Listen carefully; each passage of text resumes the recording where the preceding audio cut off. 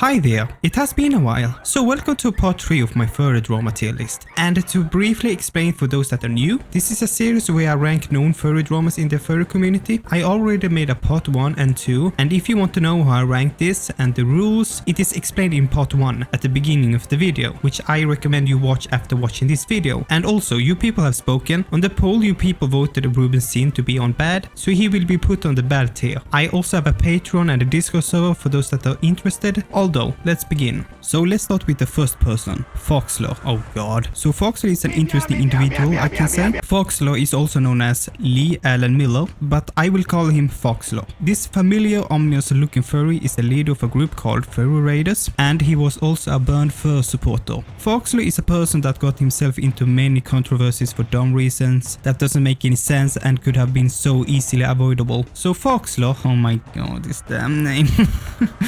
Okay, so let's mention his name first. If you somehow have not already seen the correlation, change Foxler's name with the word fox to hit. Do you see what I mean now? And when I rate these dramas, I'm politically neutral. I don't take any of those aspects to rank people, but as I wrote in the rules, there are exceptions, and this is one of them that I think you people would overwhelmingly agree with me here. I don't need to go into history of one of the most evil ideologies in human history. You already know why this is bad. He started this Furry Raider group, which is apparently is a apolitical group. There's a lot of irony to it, but whatever. He goes out and dresses up publicly in a fursuit with a very similar looking armband. Why would anyone in their right mind do this? I don't know. He created this Foxler character and the symbol back in 2010, which he has been using ever since. On Fur Affinity, he has been posting his reference sheet, tagging it with a bunch of no German tags, and also on Twitter, he has also said some really racist shit, calling himself as the Foxler of the Furry Fandom.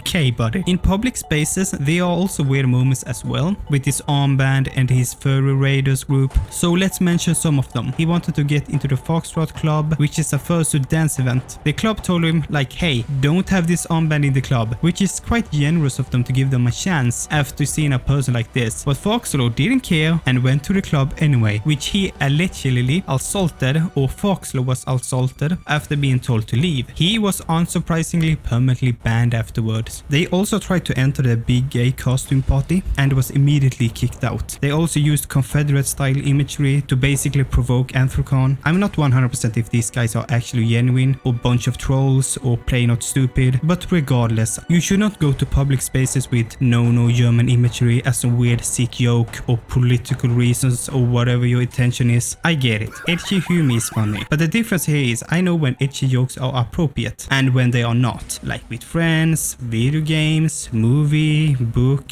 comedy, etc. But this is absolutely not the way to do it. What you are doing is forcing others to be exposed in places that don't welcome your deranged attire. You are not being funny, you are being an inconvenience. Then in your Furry Raider website, your gang says stuff like they are open and welcoming community for all people. Meanwhile, they dress like people that support the complete opposite. And with your controversial past, it just makes it even more laughable. Oh boy, if you think that was bad already, it gets worse. So allegedly, this guy is a zoo. Well, at this point, it is not surprising. It is a Furry Fandom after all. He made a post on LiveJournal about French kissing his dog. He also had an account on the now defunct Beast Forum website, which was a place for degenerates talking about supporting zoo stuff. And he was apparently banned from that zoo website as well. Wow.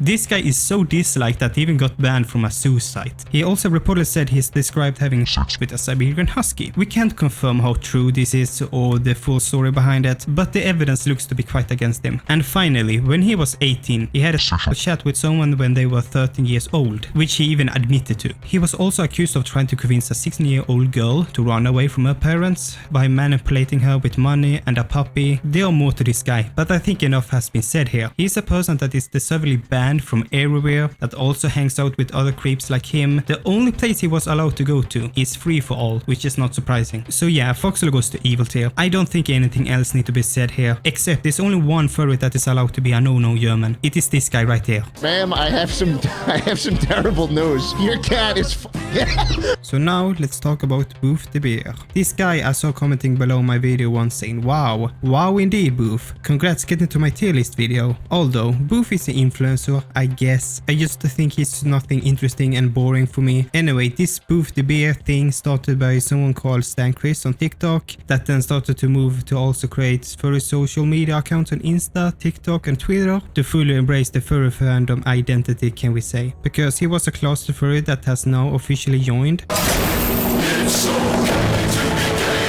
He quickly gained popularity in the furry fandom, and with his non-furry account passed, some people label him as an industry plant, which an industry plant means like he was already like semi-famous or and big business or someone really influential is backing him, which most people didn't believe in, and neither do I. I just think he played the game right and appealed for the algorithm, and with his past TikTok and YouTube account, it obviously shows that Boof is no stranger to how these things work. So it is not surprising he managed to grow this quickly, but I can understand these people's reasoning, and probably also with a bit of jealousy, I can see why they believe this. Although he made a joke about doing sponsorship with the Haribo because it is beer themed, because you know his zone is a beer. Then someone suggested Shamin, which he reached out to and was basically met with a bot response, which he then posted as a joke. The thing is, I don't care if Boof does this as a joke or try to get an actual genuine sponsorship. Good for him if he actually succeeded, because that is his choice. But the thing is, I don't think it's a good idea to feed these people the perspective that you're an industry plant, even if it is for irony. I'm not saying that Boof is not allowed to, I just suggest that he wait until his accusations come down first. On Patreon, Boof paywalled his commissioned the art, which he got complaints about, which mainly have to do with this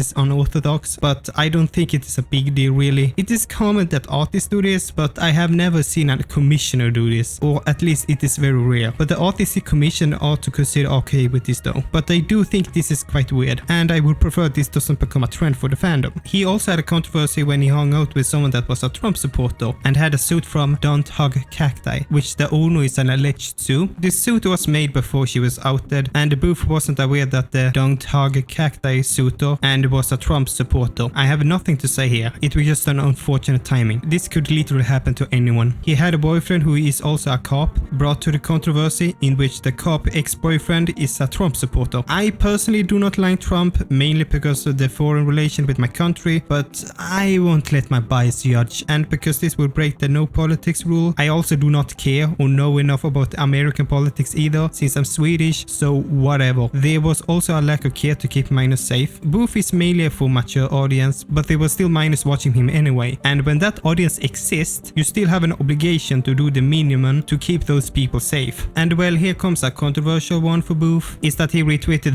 the art from the movie Brother Bear, depicting Feral, Kenai and Thug. Kenai is 16 years old apparently. Boof thought he was 18. I'm just gonna be honest. Kenai, I always assumed he was 18. But looking at this, let's be real, he could have been easily mistaken as 18, and also even as a person in the early 20s by appearance alone, by the majority of people without the context of his age. I can't really blame Boof here, but you may say no, he's lying and he knows, but there's no proof of that. Although retweeting Feral is not a mistake. So let's talk about that. Feral is a controversial thing in the fandom. I will ignore this one for now and for future videos, so Boof is scot-free from this for now. But I really dislike this term feral because it is so vague and applies to anything that is four-legged basically. I may do a video about this topic in the future to give my take, but to briefly explain, there are different tolerant levels of quote-unquote feral art. The worst level is like a drawn picture of a dog and a human doing the thing. To the highest level tolerance is a roll a d20 to seduce the dragon. If you like the dog, many will see you as a borderline Sue, and if you like the dragon, no one cares. But they are still labeled as the same category, which majority of you would agree there are a huge difference between a dog and a dragon. But this art is most comparable to Halcyon from Baldur's Gate 3, can I say, which is in the grey area in the middle. Last thing to mention is that someone made a fake Discord message of Boof saying this, and I can't believe that people are actually believing this is real. Guys, Discord messages are one of the easiest things to fake. You people need to learn to approach these kind of things with skepticism. And I didn't mention much from his response video since it wasn't that good. But to break that down, it would take a while since the defense video could have been better. So instead I just wanted to focus on what he has done. Although to rank Boof,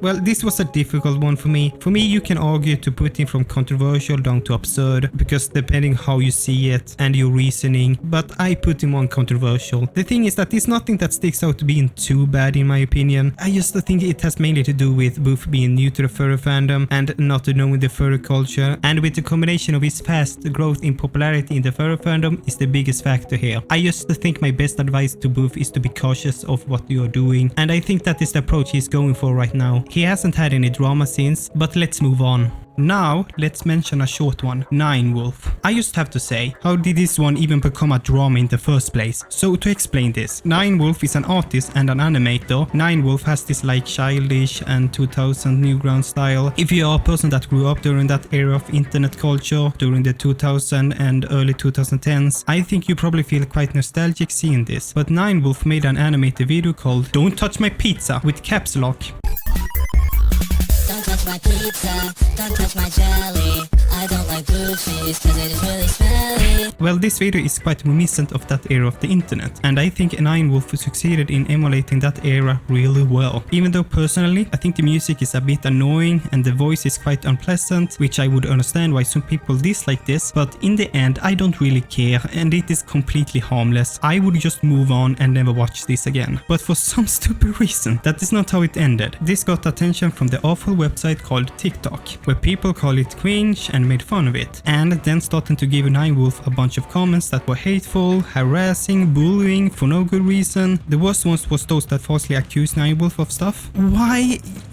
Why are you guys doing this? And if you're over the age of 18 and saying this kind of stuff, generally just get out of the internet for a while and rethink your life choices. Is it that hard to just ignore and move on? And if you feel so obliged to say something because you dislike this so much, then leave a critique comment saying like, hey Nyanwolf, I think the voice you used for the song was quite unpleasant to listen to. Could you upload a new video with a different voice instead, or at least don't use it in the future videos? Thank you. Instead of saying like, you should kill you. Although with the first comment, you help Nyanwolf to develop as a person by giving Nyanwolf positive criticism and something to learn from. But when you say stuff like this, Nyanwolf won't learn anything. Instead, Nyanwolf will just hate you and you're just wasting your time. And also tell me, what exactly did you achieve? So to rank this, I don't even have to comment, you already know. At least with Rainy Chaos, even though I think it was a really stupid drama like this one, at least it made sense why this drama happened. But this just suddenly felt randomly targeted for no reason. Like, how can you look at this and be like, yeah, I'm going to say some really horrible shit and falsely accuse this person? How sad or despicable of a human being can you be to say this stuff? What is wrong with you people? Anyway, let's move on. So here we have a second non-furry that has gotten themselves into furry drama. So guys, imagine disappearing from YouTube for a year with a channel that has 1 million subs and then coming back with a video where you pretend to be a furry for 200 days. Yeah, that's what exactly happened to Anthony Poe. And the funny thing about it is that it was supposed to be his comeback video, which is an interesting choice for a comeback video, can I say. Anthony Poe is a YouTube creator that makes social stunts to get some kind of reaction from the internet. But let's break down the Anthony Poe furry convention drama and why people got upset by this. So to start, Anthony pretended to be a furry called Sigma Paws. Yes, for real. My Fursona's name was Sigma Paws. And acted really cringe and obnoxious. He opened the video with somewhat basic introduction of furries and quickly went to the topic of furry parties as one of the main things in the video. Wait, what? So apparently a furry party for him is a group of people doing a meat spanking. Oh boy. So first of all, Anthony, why was this one of the main things in your video? They exist of course, but it is such a subtle and niche thing in the furry fandom. Like, why are you even bothering looking for that? If you actually went digging inside the furry fandom, you will start to realize it is a deep and a complex fandom with many branches, which will give you different experiences depending on where you are. Most furries don't even go to conventions or have a fursuit, which you never mentioned in the video. Anyway, to shortly explain this entire situation is that Anthony basically just wanted to use the furry fandom as a content farm. It is obviously clear that he doesn't care about the furry fandom or tries to become friends with any. The only thing he knows is like the basics. I see this entire situation like someone that doesn't understand the fandom, nor try to, instead only have the mindset of how do I make this entertaining and keep the attention span in the video. You know, which are important things to think of course, but you ignored one important key component to make this video. It is called respect. You're not showing respect by acting like a loud, obnoxious fake avatar called Sigma Paws, also by reinforcing negative stereotypes, lying about 80+ content being publicly exposed in the open, and suddenly interrupting the host for dance competition. He acts like the type of extroverted, annoying, popular kids in school, which I think you people know what type of kids I refer refer to. Anyway, here's where things get worse. Now we go back to the furry party again. Anthony made a bunch of cards that said to invite him to our group meet spanking, which he put one down supposedly as a joke, and 15 minutes later he got invited to one. He also allegedly stated that he got invited to 5 in total, which he said by himself, which I doubt, but okay. He didn't take this entire thing seriously and basically took this entire situation as a joke. But what was the worst of it, and what he rightfully got called out for, was that he recorded the meat spanking fest entirely without these people's consent. There was one person asking to record, but that was a complete stranger, and Anthony still needs to ask for permission and also say this is for a YouTube video, which he didn't. Even though this entire section was censored, this was a big no-no, and it's a mass violation of people's privacy. Anthony never engaged in any of these activities, and he just simply left when it came to the point they started to do the things. This section lasted like 2 minutes, but to his credit, Anthony responded. He removed the 2 minutes of the footage after the backlash and blur faces of anyone who reached out, and he posted a statement on Twitter apologizing for everything he did. I think he could have done better, but I think it is actually good enough. I will soon come to that later. So while watching other creators that also mentioned this entire situation, they also mentioned he made jokes about getting STDs and being molested, and they correlate this with homophobia. Wait, what? Guys, I don't think he had any homophobia in mind when making these jokes. Neither would I. Like comparing the joke about him getting HIV and comparing it to the 80s, which many tragically lost their lives since it was an incurable disease back then, and him being molested as a homophobic stereotype. Okay, should we then say like if a woman was in this scenario, should we correlate this then that men are stereotypical?